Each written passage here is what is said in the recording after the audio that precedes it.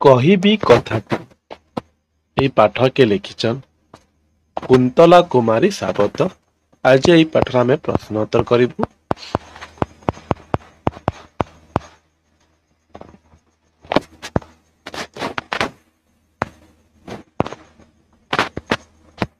ମା ପୁଅକୁ କଣ କହି ସମ୍ବୋଧନ କରିଛନ୍ତି? ମା ପୁଅକୁ ବାପ, ଧନ, ବାବୁ ଓ ଗଣ୍ଠିଧନ ଆଦି ବୋଲି ସମ୍ବୋଧନ କରିଛନ୍ତି। ଧୂଳି ମାଟିରେ ପିଲା କଣ ସବୁ ଗଢ଼ିଥାଏ? ଧୂଳି ମାଟିରେ ପିଲା ପଶୁ ପକ୍ଷୀ ଜୀବ ଦେବତା ଓ ଦେଉଳ ଆଦି ଗଢ଼ିଥାଏ। ସାରଳା ଦାସ କାହିଁକି ବିଖ୍ୟାତ? ଶୂଦ୍ରମୁନି ସାରଳା ଦାସ ଓଡ଼ିଆ ମହାଭାରତ ଲେଖିଥିବାରୁ ସେ ବିଖ୍ୟାତ। ଏହି ମହାଭାରତ ଓଡ଼ିଆ ଭାଷାର ଅମୂଲ୍ୟ ସମ୍ପଦ। ପ୍ରାଚୀନ ଓଡ଼ିଶାର କେତେଜଣ ବୀରଙ୍କ ନାମ କୁହ? ଐରାଖ ବେଲ, ଅନଙ୍ଗ ଭୀମଦେବ, କପିଳେନ୍ଦ୍ର ଦେବ ଓ ପୁରୁଷୋତ୍ତମ ଦେବ। ଓଡ଼ିଶାର ତିନୋଟି ପ୍ରାଚୀନ ମନ୍ଦିର ନାମ କୁହ?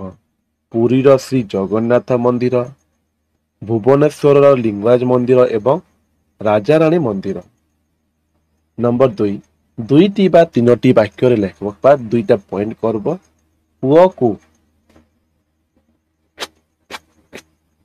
ପୁଅକୁ ଲବଣୀ ପିତୁଳା କହିବାର ଅର୍ଥ କଣ? ଲବଣୀ ଅର୍ଥ ହେଉଛି ଲହୁଣୀ। ପିତୁଳାର ଅର୍ଥ ପ୍ରତିମା। ମା ସ୍ନେହରେ ପୁତ୍ର ସନ୍ତାନଙ୍କୁ ତାର ଅଙ୍ଗର କୋମଳତାକୁ ବିଚାରକୁ ନେଇ ଲବଣୀ ପିତୁଳା ବୋଲି କହିବା ଯଥାର୍ଥ।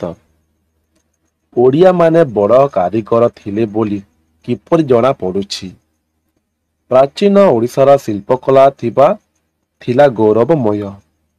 ଓଡ଼ିଶାର ଶିଳ୍ପମାନେ ତିଆରି କରିଥିବା ପୁରୀ, ଖୋର୍ଦ୍ଧା, ଖିଚିଂ ଏବଂ ଭୁବନେଶ୍ୱର ଥିବା ବିଭିନ୍ନ ଉତ୍କୃଷ୍ଟ ମନ୍ଦିର ଦେଖିଲେ ଓଡ଼ିଆ ମାନେ ବଡ଼ କାରିଗର ଥିଲେ ବୋଲି ଜଣା ପଡୁଛି। ପୁଅକୁ ମା ପ୍ରାଚୀନ ଓଡ଼ିଶାର ବିଷୟରେ କହିବାର ଉଦ୍ଦେଶ୍ୟ କଣ? ପ୍ରାଚୀନ ଓଡ଼ିଶାର ଗୌରବ ଗାଥା ଏ ଜାତିର ମହତ୍ଵକୁ ପ୍ରକାଶ କରିଥାଏ। ପୁଅକୁ ମା ସେ ବିଷୟରେ କହିବାର ଉଦ୍ଦେଶ୍ୟ ପୁଅ ତା ଜାତିର ଗୌରବକୁ ବୁଝି ପାରିବ।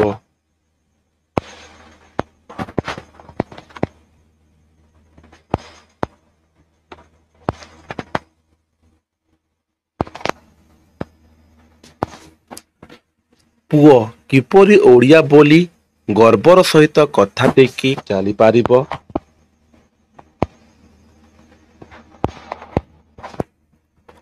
ପୁଅ ପ୍ରତିଦିନ ତାର ପୂର୍ବପୁରୁଷଙ୍କ ଗୌରବର କଥା ମନେ ପକାଇ ଓଡ଼ିଆ ବୋଲି ଗର୍ବର ସହିତ ମଥା ଟେକି ଚାଲିପାରିବ। ସଞ୍ଜ ଆଳତିରେ ଜଳେ ତ ତାଙ୍କରି ବତୀ କହିବାର ତାତ୍ପର୍ଯ୍ୟ କଣ? ଓଡ଼ିଆ ଶିଳ୍ପର ଗୌରବର ଗାଣି ଲକ୍ଷ ଲକ୍ଷ ଦେଉଳରେ ସଞ୍ଜ ସକାଳର ବତୀ ଭଳି ଉଜ୍ଜଳି ଉଠୁଥାଏ ବୋଲି ଏକ ତାତ୍ପର୍ଯ୍ୟପୂର୍ଣ୍ଣ କଥା ଏଠାରେ କୁହାଯାଇଅଛି।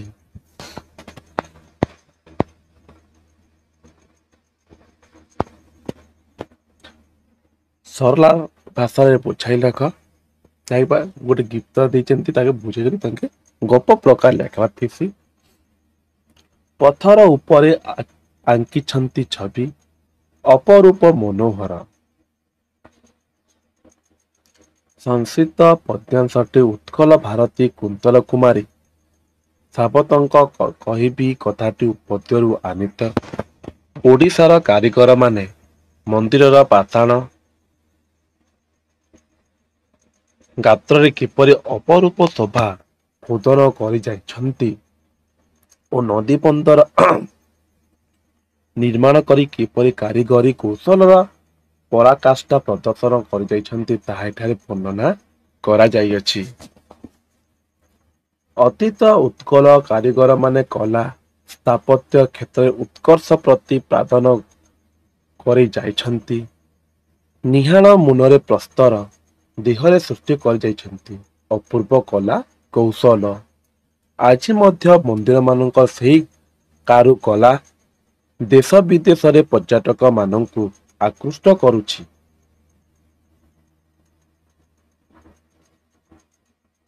କୋଣାର୍କ, ପୁରୀ ଓ ଭୁବନେଶ୍ୱର ମନ୍ଦିରମାନଙ୍କ ଥିବା ଉଚ୍ଚମାନର କଲା ନୈପୁଣ୍ୟ ଦର୍ଶକ ମାନଙ୍କୁ ବିସ୍ମୟଭୂତ କରୁଛି। ମହାନଦୀ ଓ କାଠଯୋଡିର ପଥର ବନ୍ଧ ବିନ୍ଦୁ ସରୋବର ଆଦି ପୁଷ୍କରିଣୀ ମାନଙ୍କ ନିର୍ମାଣ ଏବେ ମଧ୍ୟ ଓଡିଆ ଜାତିର କାରିଗରୀ କୌଶଳ ମୁକ ସାକ୍ଷୀ ରୂପେ ଦଣ୍ଡ୍ୟମାନ। କବି ଏଠାରେ ଉତ୍କଳୀୟ ମାନଙ୍କୁ ତାଙ୍କର ଗୌରବପୂର୍ଣ୍ଣ ଅତୀତିର ଅଧ୍ୟାୟ ସ୍ମରଣ କରାଇ ଦେଇଛନ୍ତି।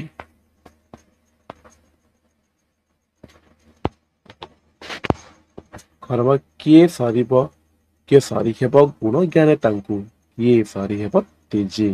କିଏ ଲେଖଲେ ଫାଷ୍ଟ ଶବ୍ଦ ଦେଖ ଲାଷ୍ଟ ଶବ୍ଦ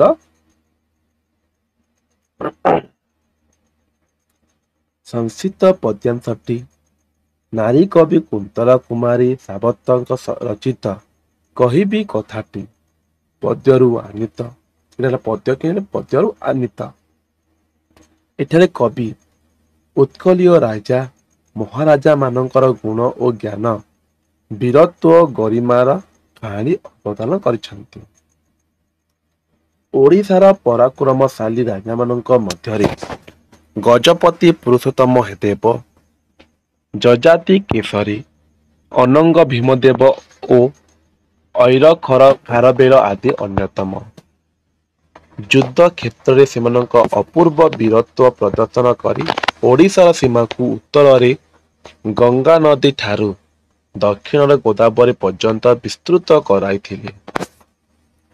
ସେମାନଙ୍କର ଶୌର୍ଯ୍ୟ ବୀର୍ଯ୍ୟ ଶତ୍ରୁମାନଙ୍କର ହୃଦକ୍ରମ କାରଣ ଥିଲା କେବଳ ଯୁଦ୍ଧ କ୍ଷେତ୍ରରେ ସେମାନଙ୍କର ଭୟଙ୍କର ଥିଲା ତାହା ନୁହେଁ, ପ୍ରଜାନୁରଞ୍ଜନ ଦ୍ୱାରା ସେମାନଙ୍କ ଲୋକପ୍ରିୟ ହୋଇପାରିଥିଲେ। ସେମାନେ ଥିଲେ ଜ୍ଞାନ ଓ ଗୁଣର ପୂଜାରୀ। ନିଜର ଦରବାରରେ ଜ୍ଞାନ ଚର୍ଚ୍ଚା ପାଇଁ ବହୁ ପଣ୍ଡିତ ନିଯୁକ୍ତ କରିଥିଲେ। ଉତ୍କଳ ସାହିତ୍ୟ ସଂସ୍କୃତି ଓ କଳାର ଉନ୍ନତି ପାଇଁ ପ୍ରୋତ୍ସାହନ ଦେବା ସେମାନଙ୍କର ଚରିତ୍ର ଅନ୍ୟତମ ବୈଶିଷ୍ଟ୍ୟ ଥିଲା। ସେମାନଙ୍କର ସମକ୍ଷ ବୀର ଜ୍ଞାନୀ ଓ ତେଜସ୍ୱୀ ରାଜା ଦେଶରେ ବୀରର ଥିଲେ। ଗ ନମ୍ବର ଓଡ଼ିଆ ବୋଲି ତୁ ମନେ ଗର୍ଭ ବହି ଚାଲରେ ଟେକି ତୋ ମଥା। ସଂକ୍ଷିପ୍ତ ପଦ୍ୟାଂଶଟି ସାହିତ୍ୟ ବହିର କବି କହିବି କଥାଟି ପଦ୍ୟରୁ ଆନିତ। ଏଠାରେ ନାରୀ କବି ଡକ୍ଟର କୁନ୍ତଲା କୁମାରୀ ସାବତ ଉତ୍କଳୀୟ ଶାନ୍ତନକୁ ତାର ପୂର୍ବପୁରୁଷ ମାନଙ୍କ ଗୌରବ ବାହବ କାର୍ଯ୍ୟବଳୀ ପାଇଁ ଗର୍ବିତ ହେବା ଉଚିତ ବୋଲି ବର୍ଣ୍ଣନା କରିଛନ୍ତି। ଯେନ୍ତା ହେଲା ଅତୀତରେ ଉତ୍କଳୀୟ ମାନେ କଲା ସ୍ଥାପତ୍ୟ କାରିଗରୀ କୌଶଳ ଯୁଦ୍ଧ ବିଦ୍ୟା ସାହିତ୍ୟ ସଙ୍ଗୀତ ଆଦି ସବୁ କ୍ଷେତ୍ରରେ ଆପଣାର ଉତ୍କର୍ଷ ପ୍ରତିପାଦନ କରି ଯାଇଛନ୍ତି। ଉତ୍କଳୀୟ ଶିଳ୍ପମାନେ ମନ୍ଦିର ଗାତରେ ଅପରୂପ ମୂର୍ତ୍ତିମାନ ଦେଖୋଦନ କରି ଯାଇଛନ୍ତି।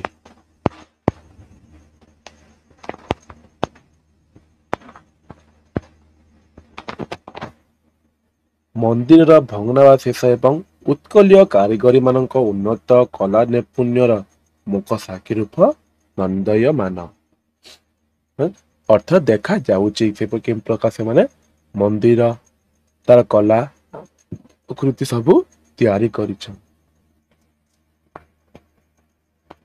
ନମ୍ବର 4 ଆରୁ 5 ଦେଖ ଲେଖା ହେଇଛି। 4 ନମ୍ବର ହଉଛି ସବୁ ଅର୍ଥ ଖାଲି ଲେଖ। କୂଳ ଅର୍ଥ ହଉଛି ବଂଶ ଆଉ ଗୋଟେ କୂଳ ଅଛି ନଦୀ କୂଳ। ଗୁଣି ଗୁଣି ଅର୍ଥ ହଉଛି ସ୍ମରଣ କରି ମନେ ପକାଇ ଆଉ ଗୋଟେ ଗୁଣ ହଉଛି ଗୁଣବାନ ବା ଜ୍ଞାନୀ।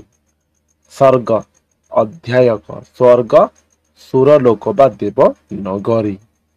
ଲିଙ୍ଗ ପରିବର୍ତ୍ତନ କର ଗୋଷୀ ବାପା ଗୋଷୀ ମା ପୁରୁଷ ନାରୀ ଦାଦି ଖୁଡି ବୀର ବୀରା। 6 ନମ୍ବର କରମ ଶବ୍ଦ ଯେନ୍ତା କର୍ମ ହଉଛି ଏମିତି କିରତିର କୀର୍ତ୍ତି, ହରସର ହର୍ଷ, କୌତୁକର କୌତୁକ, ନିରିମଳ ଅର୍ଥ ନିର୍ମଳ, ସରଗର ହଉଛି ସ୍ୱର୍ଗ। 7 ନମ୍ବର ବାକ୍ୟରେ ବ୍ୟବହାର କରିବା ଚେତା।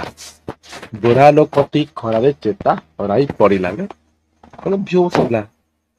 ତେଜ ସୂର୍ଯ୍ୟଙ୍କର ପ୍ରଖର ତେଜ ଅସହ୍ୟ ଅଟେ, ଆମେ ସହି ନେଇପାରୁ। କୀର୍ତ୍ତି ଉତ୍କଳୀୟ ମାନଙ୍କର କୀର୍ତ୍ତି ବିଶ୍ଵ ବିଦିତ। ମନୋହର ରାମଙ୍କର ମନୋହର ରୂପ ଦେଖି ଜନକ ଖୁସି ହେଲେ। 8 ନମ୍ବର କହିଛି 150 ରୁ 200 ମଧ୍ୟରେ ଉତ୍ତର ଲେଖ କୁହାଯାଇଛି। ପ୍ରାଚୀନ ଓଡିଶା କେଉଁ କୀର୍ତ୍ତି କଥା ମା ନିଜ ପୁଅକୁ କାହାଣୀ କହିଛନ୍ତି, ତାର କାହାଣୀ ତମେ ଲେଖବାର ଅଛି। ଦି ହଉଛି କଲା, ସ୍ଥାପତ୍ୟ, ସାହିତ୍ୟ, ସଙ୍ଗୀତ, ଯୁଦ୍ଧ ବିଦ୍ୟା, ବାଣିଜ୍ୟ ବ୍ୟବସାୟ ଆଦି ସବୁ କ୍ଷେତ୍ରରେ ଉତ୍କର୍ଷ ପ୍ରତିପାଦନ କରିଛନ୍ତି। ରାଜା ମହାରାଜା ମାନଙ୍କୁ ରାଜ୍ୟ ଜୟ କରି ଉତ୍କଳ ସୀମା ବୃଦ୍ଧି କରିଥିଲେ। ପିଆଜ ଅଛି ଆମର ଓଡିଶା ସୀମା ବୃଦ୍ଧି ଛୋଟ ବୃଦ୍ଧି କରିଥିଲେ। ଲକ୍ଷ୍ୟ ରାଜାଙ୍କର ମଉଣମ ଠାକୁରଙ୍କ ରାଜାଙ୍କର ଗୁଣଜ୍ଞାନ ବୀରତ୍ୱ ସାରା ଭାରତରେ ଉତ୍କଳ ସମ୍ମାନ ଓ ଗୌରବ ବୃଦ୍ଧି କରିଥିଲା। ଖ ନମ୍ବର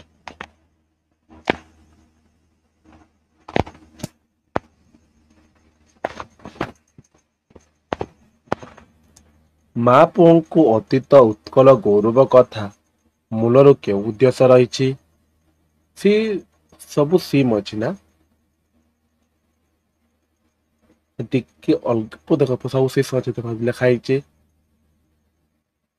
ଅତିଥି ଉତ୍କଳ ମାନେ କଲା, ସ୍ଥାପତ୍ୟ, ସଙ୍ଗୀତ, ଯୁଦ୍ଧ ବିଦ୍ୟା, ବାଣିଜ୍ୟ ବ୍ୟବସାୟ ସବୁ କ୍ଷେତ୍ରରେ ଉତ୍କର୍ଷ ପ୍ରତିପାଦନ କରିଛନ୍ତି। ଆ ଲେଖା ହେଇଛି ମରହଟ୍ଟା, ମୋଗଲ ଓ ଇଂରେଜ ମାନଙ୍କ ଶାସନ କାଳରେ ଓଡ଼ିଆ ଜାତିର ପତନ ଆରମ୍ଭ ହେଲା। ତେଣୁ ଭାଷା ଲେଖା ହେଇଛି। ଭାଷା, ସାହିତ୍ୟ, ଶିଳ୍ପକଳା ଆଦି ସବୁ କ୍ଷେତ୍ରରେ ଓଡିଶାର ଅବନତି ହେବାକୁ ଲାଗିଲା। ତେଣୁ କହିଛି ଓଡିଆ ମା ଜଣକ ଜଣେ ଦେଶ ପ୍ରେମୀ ଆଦକ ଜନନୀ। ସେ ଚାହେ ତାର ସନ୍ତାନ ଉତ୍କଳର ଅତୀତ ଇତିହାସ ବିଷୟରେ ଅବଗତ ହୋଇ ତାର ପୂର୍ବ ପୁରୁଷ ମାନଙ୍କର ପଦାଙ୍କ ଅନୁସରଣ କରୁ। ନିଜ ସନ୍ତାନକୁ ଜଣେ ସୁନାଗରିକ ଦେଶ ବସଲ କରି ଗଢିବା ପାଇଁ ମାଙ୍କ ତାଙ୍କର ପୁଅ ଆଗରେ ଉତ୍କଳ ପୂର୍ବ ପୁରୁଷ ମାନଙ୍କର ଗୌରବ କାର୍ଯ୍ୟ ବୋଲି ବର୍ଣ୍ଣନା କରିଛି।